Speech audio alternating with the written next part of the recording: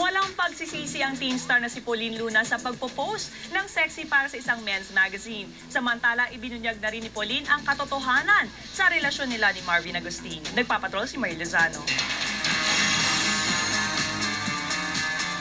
Hindi itinago ni Marvin Agustin ang pagtutol niya sa sexy cover na ito ng rumored girlfriend niyang si Pauline Luna. Naintindihan naman ni Pauline si Marvin. Sa kabila daw nito, suportado pa rin siya ni Marvin. Well, he's kind of concerned. Sabi niya, grabe, makikita to ng buong Pilipinas. Sabi ko, di ba maganda naman? Sabi ko.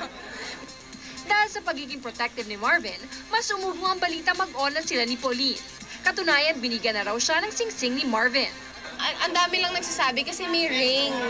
Kasi yun yung birthday gift niya sa akin. Kaya ang daming nagsasabi na sinagot ko na daw, tapos engagement ring na. Nilinaw ni Pauline na hindi pa niya boyfriend si Marvin. Pero hindi naman niya masabi kung ano ang relasyon nila. Hindi ko alam eh. We're special friends. Showbiz.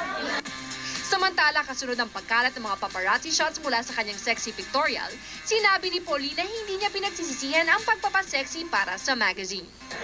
No regrets about it. And it's very beautiful. It's done with great taste. Actually, it's not sexy. It's kinda sexy. Because I was wearing one piece. Diba? Parang big deal lang for people because I'm wholesome. Marie Lozano, Patrol ng Pilipino. Matapos intrigahin dahil sa umano'y pagiging prima donna